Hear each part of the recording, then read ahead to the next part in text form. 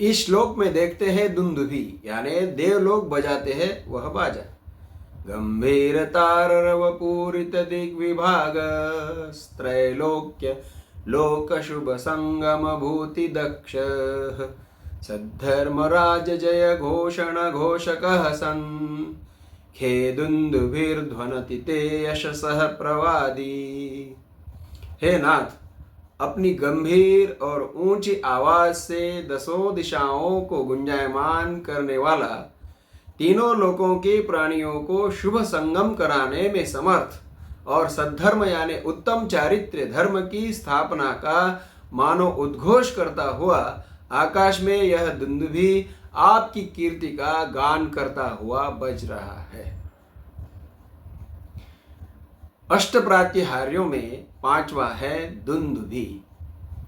जब तीर्थंकर भगवान को केवल ज्ञान प्राप्त होता है तो चतुर्थ काल में सर्वत्र उत्साह का वातावरण होता है। जैसे अब हम शादियों में बैंड बजवाते हैं। चतुर्थ काल में सर्वत्र आनंद, उमंग और उत्साह बना रहता है, क्योंकि तीर्थंकर की उपलब्धि में जीव वैर भाव भूलकर प्रेम से रहते हैं। जैसे गाय शेर, सांप नेवला, चूहा बिल्ली, दुर्जन सज्जन आदि स्नेह से रहते हैं।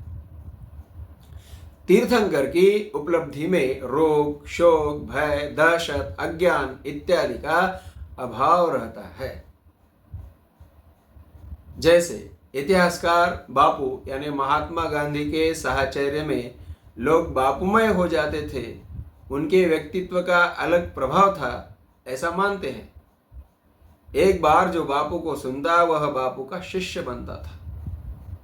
वैसे ही जिन्होंने चतुर्थ काल में तीर्थंकर वाणी, जिसे दिव्य ध्वनि या जिनवाणी भी कहा जाता है, सुनी तो वह जीव भी आत्म कल्याण के मार्ग यानी मोक्ष की राह पर चलता था। सारांश यह है कि तीर्थंकर भगवान की उपस्थिति सभी जीवों का कल्याण करने में निमित्त होती थी। अतः लोकांतिक देव नगाड़े बजाकर आनंद व्यक्त करते थे। इसे ही दुंदुभी कहा जाता है। आचार्य मानतुंग जी ने उस दुंदुभी का वर्णन भक्ति से अमरत्व की प्राप्ति कराने वाले भक्तामर स्तोत्र के 32वें श्लोक में इस तरह किया है। गंभीर तार रव का अर्थ है ऐसा आवाज जो तार यानी उच्च होता है और गंभीर भी होता है। पूरित दिग्विभाग का अर्थ है वह ध्वनि सभी दिशाओं में पूरित यानी गूंजती थी, जिससे त्रैलोक के लोक यानी तीनों लोकों के लोग यानी भव्य जीव को शुभ संगम यानी तीर्थंकर का साहचर्य जो अत्यंत शुभ होता है कराता है। जो साहचर्य सभी जीवों का भूति दक्ष यानी कल्याण कराता है, सभी जीवों के उत्कर्ष में सहायक होता है।